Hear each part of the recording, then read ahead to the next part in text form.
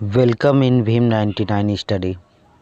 विद्यार्थियों, आज हम कक्षा 10 के अध्याय 4 कार्बन एवं उसके यौगिक के बारे में पढ़ेंगे। तो चलिए वीडियो को स्टार्ट करते हैं।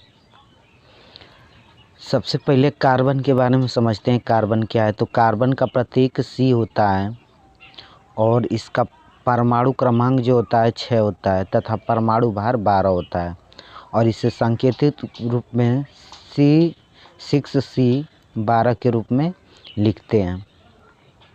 और ये जो कार्बन तत्व है अधातु है। कार्बन अधातु है, इसका प्रतीक C है। और सर्वतोमुखी तत्व कार्बन भूपर्पटी में खनिजों के रूप में 0.02% तथा वायुमंडल में कार्बन डाइऑक्साइड के रूप में 0.03% उपस्थित है। तो भूपर्पटी में 0.02% और कार्बन डाइऑक्साइड के रूप में ये 0.03% उपस्थित है।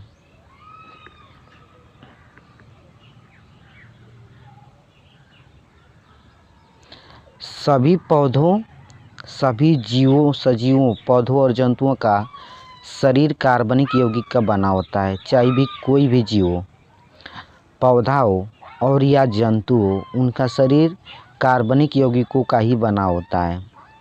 कार्बन में सहसंयोजी आबंध होता है। कार्बन में जो बंध पाया जाता है सहसंयोजी आबंध पाया जाता है। अब सहसंयोजी आबंध क्या होता है? तो इलेक्ट्रॉनों के साझेदारी से जो बंध बनते हैं उन्हें सहसंयोजी आबंध कहते हैं। कार्बन की परमाणु संख्या 6, जिसे परमाणु क्रमांक भी कहा जाता है।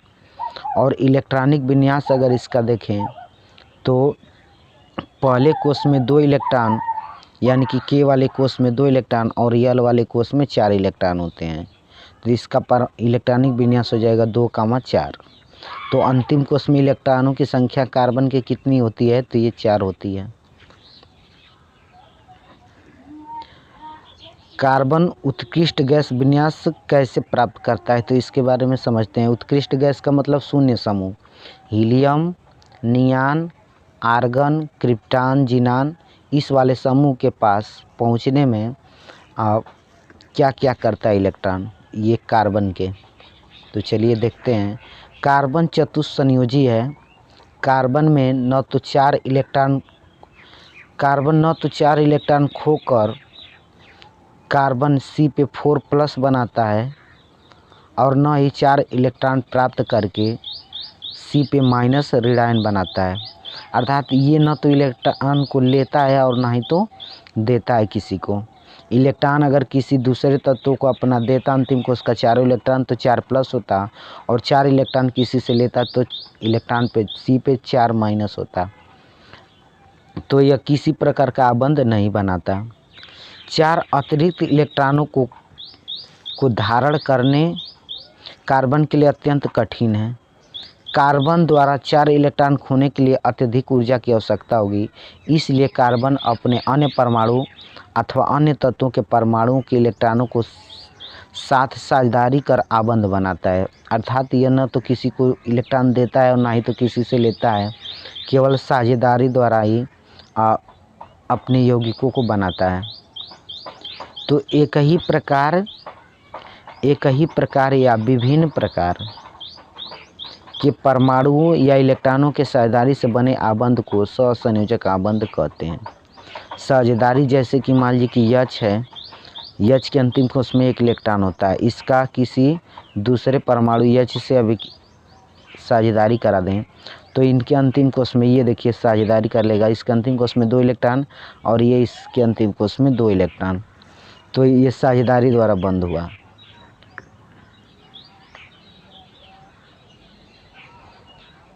ये देखिएगा H2 का H के अंतिम कोष में 1 इलेक्ट्रॉन, इस H के अंतिम कोष में 1 इलेक्ट्रॉन। हाइड्रोजन के 2 परमाणु ले लिए हैं और ये दोनों हाइड्रोजन जब आपस में साझा करते हैं तो देखिए इस वाले में भी अंतिम कोष में 2 इलेक्ट्रॉन इस गोले के अंदर और इस गोले के अंदर भी 2 इलेक्ट्रॉन हो गए। तो ये साझेदारी हो गया। अर्थात ये युग्म बना करके अक्रिय गैस हीलियम की अस्थायी संरचना प्राप्त कर लेते हैं। तो सभी तत्व अक्रिय गैसों की अस्थायी संरचना प्राप्त करना चाहते हैं। इसी तरह से ऑक्सीजन का भी देख लें तो ऑक्सीजन का एक परमाणु के अंतिम कोश में 6 इलेक्ट्रॉन और इस ऑक्सीजन के अंतिम कोश में 6 इलेक्ट्रॉन।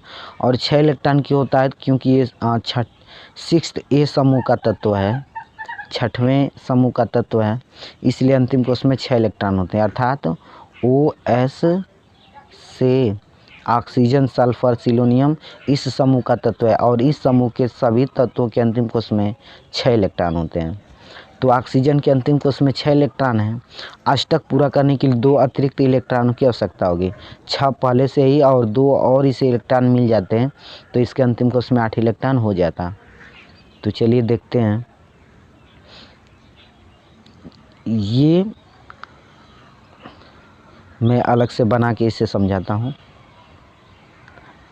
ऑक्सीजन के अंतिम कोश में 6 इलेक्ट्रॉन, तो देखिएगा 2 इलेक्ट्रॉन इधर, 2 2 4 और ये 2 6 इलेक्ट्रॉन हो गया। अभी इसे हमें चाहिए 2 इलेक्ट्रॉन और अतिरिक्त चाहिए इसे, और एक ऑक्सीजन इधर ले लेता हूँ। इसका भी देखिए 2 इलेक्ट्रॉन, ये 2 2 4 और 2 6 6 दोनों इलेक्ट्रॉन को हमने कर दिया। 8 को पूरा करना है तो ये साझेदारी कर लेगा, ये इसका भी इलेक्ट्रॉन ले लेगा दूसरे वाला ऑक्सीजन का, और ये वाला ऑक्सीजन भी इसका 2 इलेक्ट्रॉन ले लेगा।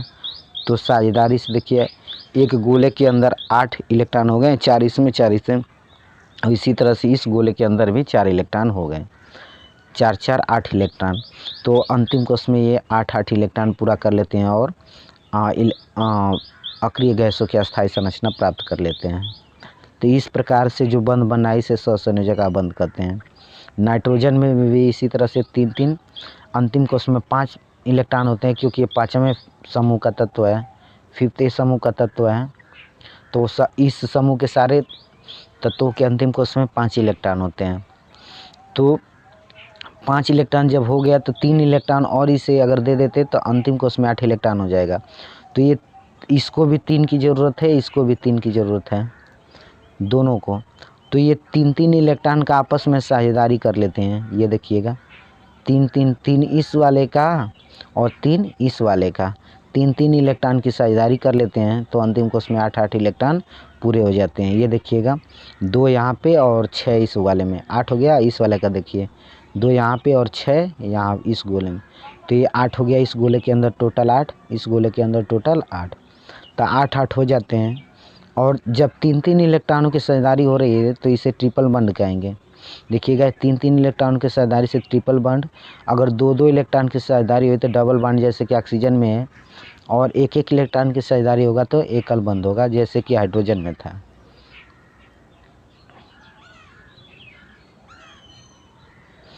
इसी तरह से जल के अणुओं में भी होता है। जल के अणुओं को देखिए समझाते हैं, संरचना सूत्र बनाते हैं कैसे होता है।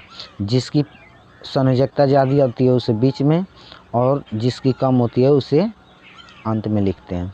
तो ऑक्सीजन के अंतिम कोश में 6 इलेक्ट्रॉन होता है, क्योंकि ये 6th समूह का तत्व है, और इसे जब 6 अंतिम कोश में है तो 2 इलेक्ट्रॉन और चाहिए, तो दोनों तरफ हाइड्रोजन को भी 1 चाहिए। तो यहाँ से हम साझा करा देंगे। देखिएगा 1 इलेक्ट्रॉन और 1 इलेक्ट्रॉन इधर, 2 2 4 और 2 6, अंतिम कोश में 6 इलेक्ट्रॉन। इस हाइड्रोजन के अंतिम कोश में 1 इलेक्ट्रॉन होता है, क्योंकि ये 1st समूह का तत्व है।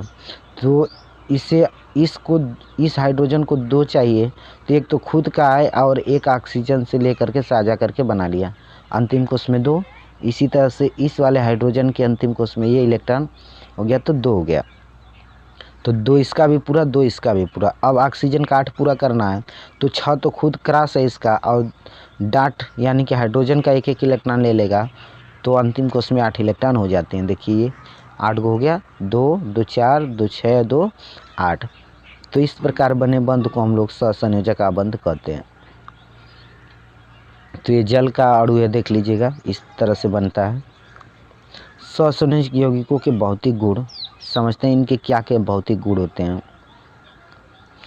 और दोस्तों अभी तक हमारे वीडियो को लाइक न किए हैं तो प्लीज़ लाइक कर लीजिए, तथा इस चैनल को सब्सक्राइब कर लीजिए ताकि आने वाली हर वीडियो की नोटिफिकेशन आप तक पहुंच सके, और इसे अपने दोस्तों के साथ ज़रूर शेयर कीजिएगा।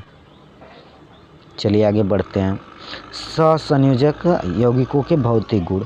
तो सहसंयोजक यौगिकों के गलनांक एवं क्वथनांक कम होते हैं क्योंकि इनके बीच अंतराणुक बल बहुत कम होता है।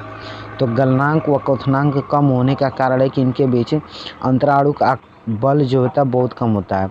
अब अंतराणुक बल क्या होता है, तो अणुओं के मध्य लगने वाले आकर्षण बल को अंतराणुक आकर्षण बल कहते हैं। देखिए ये बहुत सारे कणों से मिलकर बना होगा, और इन ये कण और जो है आपस में एक प्रबल बंध द्वारा जुड़े रहते हैं जिसे अंतराणुक बल कहते हैं। दूसरा है सहसंयोजी यौगिक विद्युत के कुचालक होते हैं क्योंकि इनके इलेक्ट्रॉनों के बीच और कोई आवेश कण नहीं होता है। जिनमें आवेशित कण होता है वही विद्युत के सुचालक होते हैं। इनमें जो है आवेश नहीं बनता, इस वजह से विद्युत के कुचालक होते हैं। जैसे मान ले NaCl है तो नमक को आवेशित किया जा सकता है Na पे प्लस और प्लस Cl पे माइनस, तो इनमें विद्युत धारा प्रवाहित हो सकती है। लेकिन जो प्लस माइनस बनाते ही नहीं है उनमें विद्युत धारा प्रवाहित नहीं होती है। सहसंयोजक यौगिक विद्युत के कुचालक होते हैं। कार्बन की सर्वतोमुखी प्रकृति देखते हैं। कार्बन में और क्या क्या गुण है, तो श्रृंखलन बनाने का गुण कार्बन में सबसे अधिक होता है।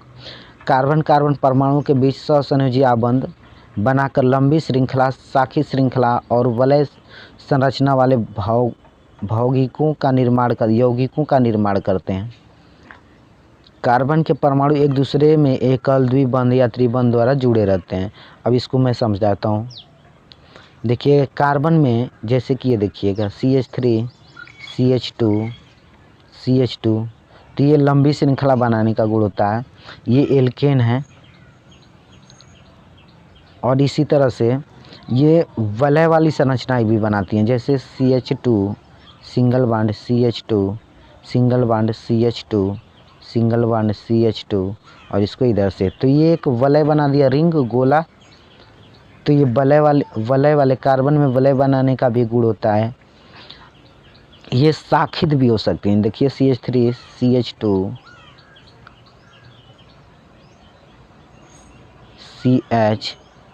CH3 और इधर CH3, तो ये देखिएगा शाखित श्रृंखला भी बना रही है। शाखा हो गया, ये मेन श्रृंखला, ये शाखित श्रृंखला।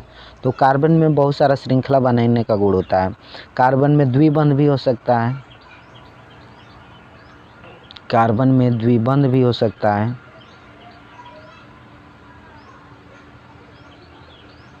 और त्रिबंध भी हो सकता है। ये द्विबंध भी बना सकते हैं। ये देखिए द्विबंध, और ये त्रिबंध भी बना सकते हैं। त्रिबंध का मतलब ऐसे C single bond C single, ये इसमें त्रिबंध भी बनाने का गुण होता है कार्बन में। कार्बन चतुस्संयोजकता। कार्बन परमाणुओं की संयोजकता 4 है, जिसके कारण कार्बन 4 अन्य कार्बन परमाणु एक संयोजी परमाणु HCl ऑक्सीजन नाइट्रोजन सल्फर के साथ आबंध बना सकता है। देखिए जैसे कार्बन हो गया तो अन्य 4 परमाणुओं से ये साझा कर सकता है। जैसे हाइड्रोजन से 4 संयोजकता होती है, इस वजह से ये 4 एकल परमाणुओं से साझा कर सकता है और मीथेन बना सकता है। आज इसमें हम लोग पढ़ेंगे संतृप्त और असंतृप्त कार्बनिक यौगिक। तो कार्बन और हाइड्रोजन के यौगिकों को हाइड्रोकार्बन कहते हैं। हाइड्रोजन और कार्बन से मिलकर बने यौगिकों को हाइड्रोकार्बन कहते हैं। जैसे ये देखिए ये हाइड्रोकार्बन हो गया, क्योंकि ये कार्बन और हाइड्रोजन से मिलकर बना है, इस प्रकार इसे हाइड्रोकार्बन कहते हैं। तो हाइड्रोकार्बन 2 टाइप के होते हैं, संतृप्त हाइड्रोकार्बन और असंतृप्त हाइड्रोकार्बन। संतृप्त हाइड्रोकार्बन उसे कहते हैं जिसमें कार्बन और कार्बन के बीच केवल एकल बंध होता है, अर्थात सिंगल बंध या C सिंगल बॉन्ड C। एक एक बंध का साझेदारी होता है या एक एक इलेक्ट्रॉन की साझेदारी होती है। उदाहरण के लिए आपका सभी एल्केन हो जाएगा जिसमें एकल बंध होता है। और कार्बन परमाणु के बीच यदि द्विबंध या त्रिबंध है तो इसे हम लोग असंतृप्त हाइड्रोकार्बन कहते हैं। देखिए यहाँ पे द्विबंध है कार्बन के बीच, और यहाँ पे इस दोनों कार्बन के बीच त्रिबंध है, तो ये जो है आपके असंतृप्त हाइड्रोकार्बन कहलाते हैं। असंतृप्त हाइड्रोकार्बन में भी एक होता है एल्कीन, जिसमें द्विबंध होता है इसे एल्कीन कहते हैं, और जिसमें त्रिबंध होता है उसे एल्काइन कहते हैं।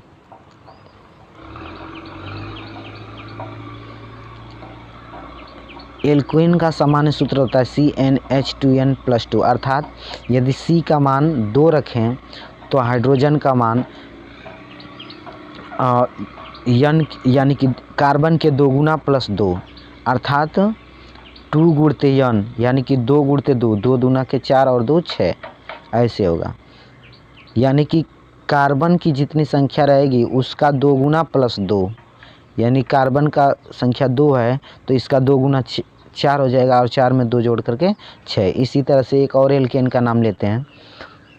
यदि कार्बन का मान 3 रखें तो हाइड्रोजन का मान कितना हो जाएगा, तो 3 का 2 गुना +2, 3 का 2 गुना हो जाएगा 6, और 6 में 2 जोड़ेंगे तो 8, यानी कि C3H8। इसी तरह से सारा एल्केन हो जाएगा।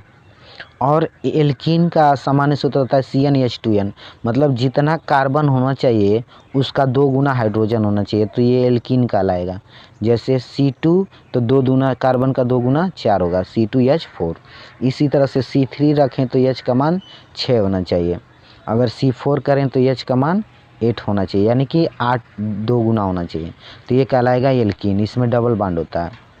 त्रिबंध में देखते हैं एल्काइन में जितना एल्काइन में कार्बन की संख्या का 2 गुना करके उसमें से 2 घटा देंगे। कार्बन की संख्या जितनी रहेगी, मान लीजिए कि कार्बन की संख्या n है तो H की संख्या 2n-2 होगी। देखते हैं इसमें एक उदाहरण, जैसे हमने रख दिया C3, तो H का मान 3 का 2 गुना करके 2 घटा देना, तो 3 दूना के 6, और 6 में से 2 घटाएंगे तो 4, C3H4। इसी तरह से C4 ले लें तो इसका 2 गुना 8 होगा, 8 में से 2 घटा देंगे 6, C4H6 जो है त्रिबंध वाले एल्काइन का सूत्र हो जाएगा।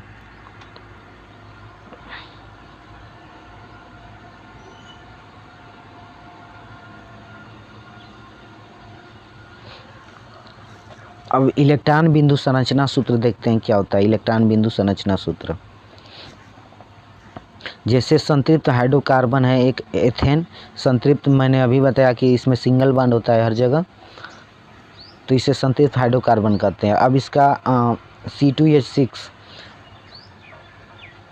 इसका नाम है एथेन, कार्बनिक यौगिक का नाम है एथेन। इसकी संरचना बनाना है तो मैं अभी बना के दिखाता हूँ आपको।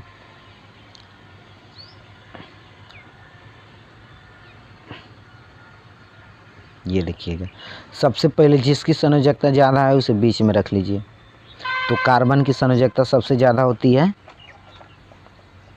C, 2 कार्बन है। हाइड्रोजन की संख्या कितनी है, तो हाइड्रोजन इसमें 6 हाइड्रोजन है, तो एक कार्बन तो कार्बन से जुड़ा ही होना चाहिए, तो इसलिए, और 3 ठे हाइड्रोजन इसमें किनारे किनारे रख देते हैं। इसमें भी 3 हाइड्रोजन किनारे किनारे। अब कार्बन की अंतिम कोश में कितने इलेक्ट्रॉन, तो 6 इलेक्ट्रॉन, अरे 4 इलेक्ट्रॉन होता है कार्बन, क्योंकि चौथे समूह में है ना, तो 4 इलेक्ट्रॉन। कार्बन का 4 इलेक्ट्रॉन हमने क्रॉस द्वारा दिखा दिया। इस कार्बन का भी 4 इलेक्ट्रॉन हमने क्रॉस द्वारा दिखा दिया, 4 इलेक्ट्रॉन हो गया। अब इस कार्बन, दोनों कार्बन को 8-8 इलेक्ट्रॉन चाहिए, तो 4 तो खुद के पास है, लेकिन 4 और चाहिए, तो ये 4 कहाँ से प्राप्त करेंगे, चलिए देखते हैं। इस हाइड्रोजन के अंतिम कोश में 1 इलेक्ट्रॉन, क्योंकि शून्य समूह में है, इस हाइड्रोजन के अंतिम कोश में 1 इलेक्ट्रॉन, इस हाइड्रोजन के अंतिम कोश में 1 इलेक्ट्रॉन, यानी कि सारे हाइड्रोजन के अंतिम कोश में 1-1 इलेक्ट्रॉन होता है। हमने 1-1 इलेक्ट्रॉन दिखा दिया। अब हाइड्रोजन का 2-2 इलेक्ट्रॉन अंतिम कोश में पूरा करना होता है। देखिए, एक कार्बन का ले लिया और एक अपना होता है, तो 2 हो गया। इस तरह इसमें भी एक कार्बन का ले लिया और एक अपना, इस वाले हाइड्रोजन का एक कार्बन का और एक अपना हो गया, यानी कि सबका हमने पूरा कर दिया 2-2, सभी हाइड्रोजन का 2-2 हो गया। अब कार्बन का 8 पूरा करना है, तो जब एक दिया है हाइड्रोजन को, तो हाइड्रोजन से कार्बन एक लेगा भी, यानी कि डॉट वाला ले लेगा। तो ये देखिएगा 2-2 4, और ये 2 6, और इस कार्बन का एक ले लिया तो 6-2 8। देखिए इस गोले के अंदर 8 हो गया, इस वाले गोले के अंदर 8 हो गया। अब इस कार्बन का 8 पूरा करते हैं तो 2 2 4 और 2 6 और इसमें से 2 ले लेंगे तो 6 2 8 पूरा हो गया। ये संरचना देख सकते हैं, बिल्कुल सही है एल्केन का। और आगे बढ़ते हैं।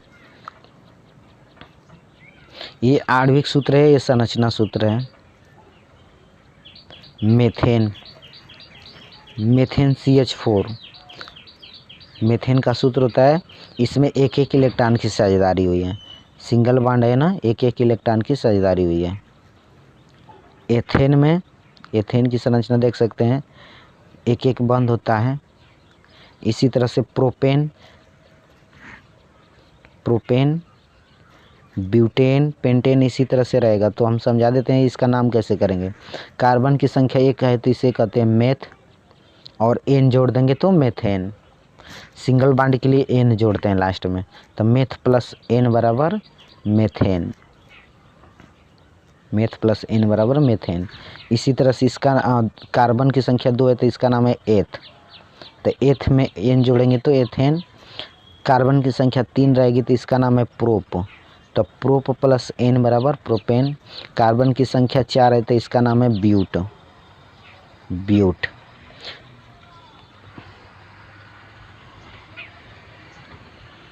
यदि कार्बन की संख्या 5 है तो इसका नाम है पेंट, ये समझिएगा। कार्बन की संख्या अगर 5 है तो इसका नाम है पेंट, और पेंट में सिंगल बॉन्ड के लिए एन जोड़ दें तो पेंटेन, ये समझिए। 1 कार्बन 2 3 4 5 कार्बन है इसमें, तो इसलिए इसका नाम है पेंट, और ये सारे सिंगल बॉन्ड के लिए एन जोड़ देते हैं तो इसका नाम हो जाएगा पेंटेन। तो इसी तरह से अगर 6 कार्बन आ जाए तो उसका क्या नाम देंगे, तो कार्बनों की संख्या 6 रहेगा तो उसका नाम हेक्स, और एन के लिए हेक्सेन, 7 के लिए हेप्ट, हेप्ट, और एन जोड़ देंगे सिंगल बॉन्ड के लिए हेप्टेन। 8 के लिए ऑक्ट, ऑक्ट। 9 के लिए, कार्बन की संख्या अगर 9 है किसी परमाणु में तो 9 के लिए नोन, और कार्बन यदि 10 है तो इसका नाम हो जाएगा डेक, डेक हो जाता है।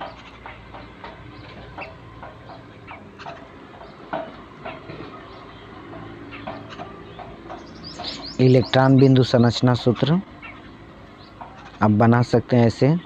एल्कीन या एथीन का, तो इसमें 2 इलेक्ट्रॉनों की साझेदारी होती है। देखिएगा एथीन में 2 इलेक्ट्रॉन की साझेदारी होती है, और एल्काइन यानी कि एथाइन में 3 इलेक्ट्रॉन की साझेदारी हो रही है। तो मैं एथाइन की संरचना बना के आपको दिखा देता हूँ, ये देखिएगा इधर।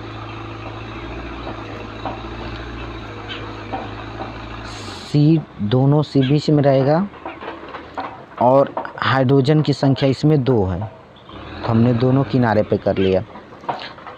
अब इस कार्बन के अंत में अंतिम कोष में 4 इलेक्ट्रॉन, तो हमने 3 इलेक्ट्रॉन इधर कर दिया और 1 इलेक्ट्रॉन इधर कर दिया। इस कार्बन के भी अंतिम कोष में 3 इलेक्ट्रॉन, तो ये देखिएगा 1 2 3 और 1 इधर कर दिया। और इस हाइड्रोजन के अंतिम कोष में 1 इलेक्ट्रॉन, और इस हाइड्रोजन के अंतिम कोष में 1 इलेक्ट्रॉन। तो इसका देखिए 2 हो गया, 1 डॉट 1 क्रॉस, और इसका भी 1 डॉट 1 क्रॉस 2 हो गया। अब इसका 8 पूरा करते हैं तो 6 और 2 8,